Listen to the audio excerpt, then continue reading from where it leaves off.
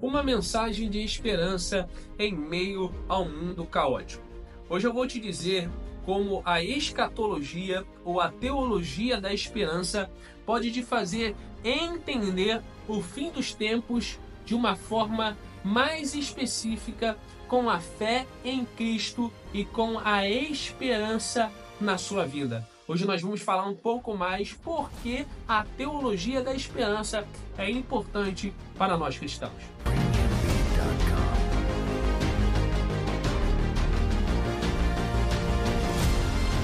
Fala galera, você já me conhece, eu sou o Igor, sou formado em teologia, atualmente pós-graduando em teologia reformada, e hoje nós estamos aqui no nosso canal Geração de Samuel para falar um pouco mais sobre a teologia da esperança. Isso mesmo, aqui a gente fala tudo, a gente fala Bíblia, fala teologia, indicação de livro, e hoje nós estamos aqui para falar um pouco mais sobre a teologia da esperança.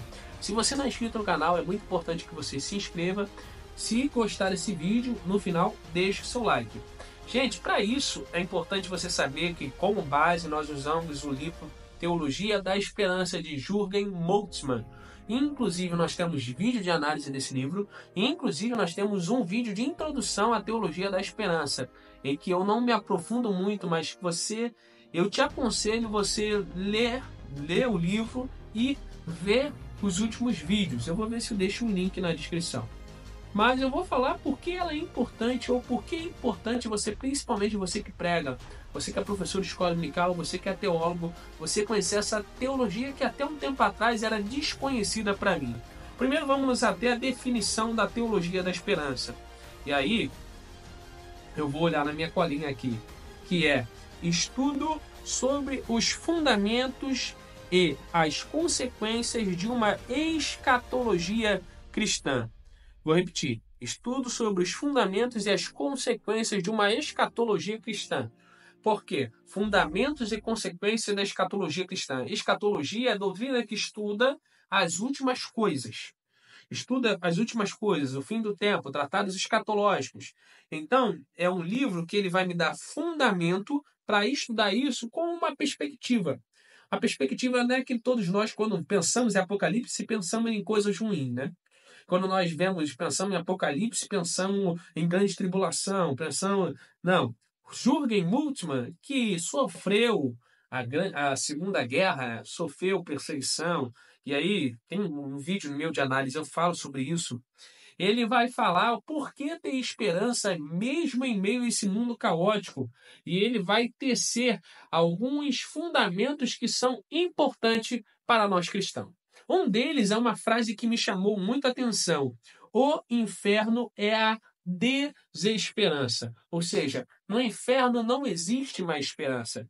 Mas a esperança é algo intrínseco daquele que está salvo, daquele que pertence ao céu. Porque se todos nós, aqui cristãos, ficarmos com o pensamento nas coisas desse mundo, quando as coisas desse mundo findarem, ou quando acontecer como aconteceu com ele, uma guerra, ou acontecer problemas na nossa vida, nós vamos esmorecer. Mas a nossa esperança, né, tem que estar viva nas coisas que estão além do porvir, nas coisas que estão na eternidade. Então, o cristão ele tem que ter esperança, sim, que mesmo esse mundo corrompido, o nosso galardão não é aqui, mas é lá. Então, o livro ele vai falar sobre essa esperança da vinda de Cristo, essa esperança do mundo por vir, essa esperança do mundo vindouro. E a minha teologia está fundamentada nessa esperança. E aí, tem alguns pontos aqui que eu achei importante.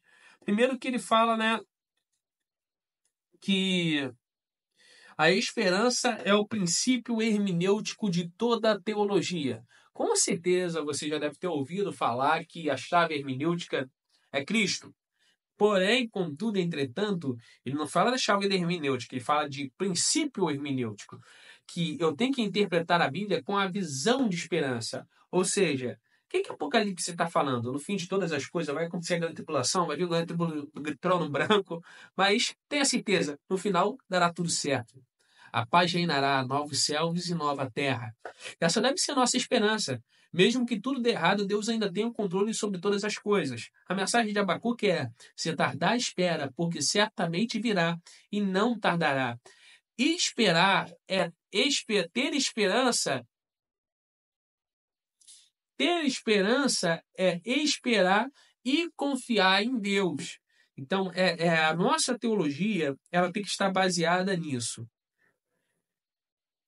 Aí, ele vai bater mais alguns pontos. Por exemplo, para Calvino, a esperança é a companheira inseparável da fé. Porque sem fé não há esperança. Então, ter esperança é ter fé, é acreditar em algo. E a esperança, no sentido bíblico, é acreditar como Jó acreditava. Eu sei que meu Redentor vive e que por fim se levantará sobre a terra. Jó, ele disse, a esperança, Jó capítulo 14, verso 6, a esperança para a árvore que for cortada. Se o seu tronco envelhecer e sua raiz morrer no pó, ao cheiro das águas brotará.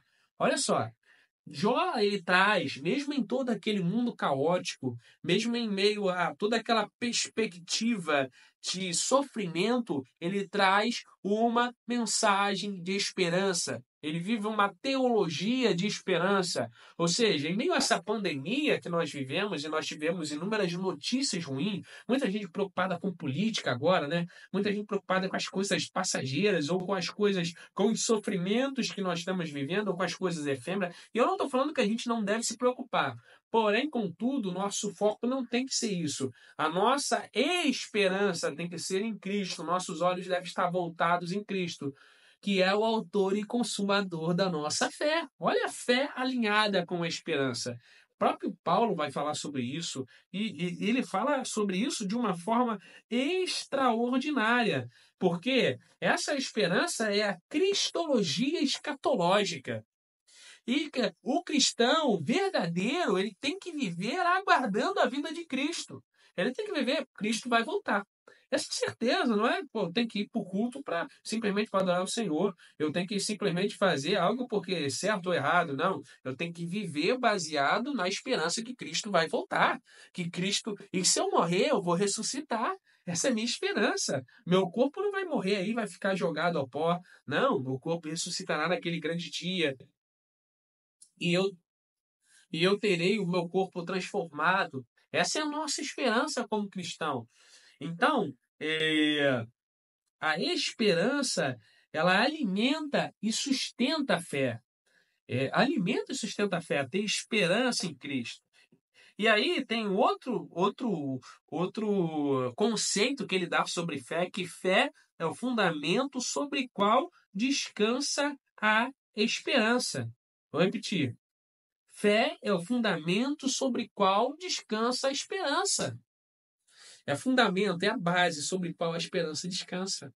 Eu tenho fé em Cristo. A minha esperança tem que descansar sobre essa fé. A minha esperança é que, se eu morrer, naquele grande dia eu vou ressuscitar, está baseada na minha fé em Cristo. A minha esperança de que haverá novos céus e nova terra tem que estar firmada em Cristo ou em Sua palavra.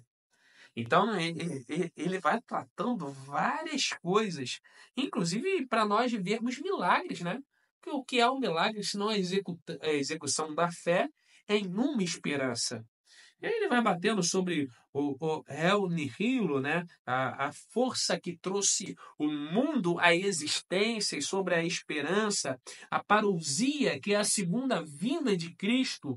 E por que nós devemos ter a esperança? Nossa esperança deve estar fundamentada nessa parousia. Por isso ele fala em seu livro que o cristianismo é estritamente ou puramente escatológico.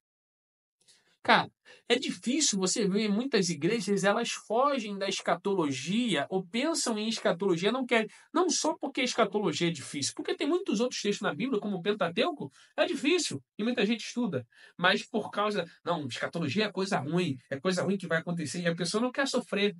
Mas não são só coisas ruins que vão acontecer, até porque já tem muita coisa ruim acontecendo, mas é uma mensagem de esperança. E aí, é claro, tem pontos negativos nesse livro aqui, na Teologia da Esperança. Tem até alguns, e eu falo até em outros vídeos, por causa do viés teológico de Jürgen Moltmann. Mas a mensagem central do livro e o ensinamento que ela nos traz, gente, é confrontador e transformador. Então, é isso aí. Hoje nós falamos sobre a teologia da esperança e por que nós cristãos devemos estar fundamentados nela. Tem uma dúvida, tem uma pergunta, algo a acrescentar, comenta aqui embaixo, ou algo que você quer que eu fale mais sobre esse assunto, ou sobre Jürgen Moltmann e seu livro, comenta aqui embaixo. Nós fazemos um vídeo de resposta, ou alguma outra teologia que você quer que a gente analise ou te ensine. Deus abençoe sua vida, graça e paz.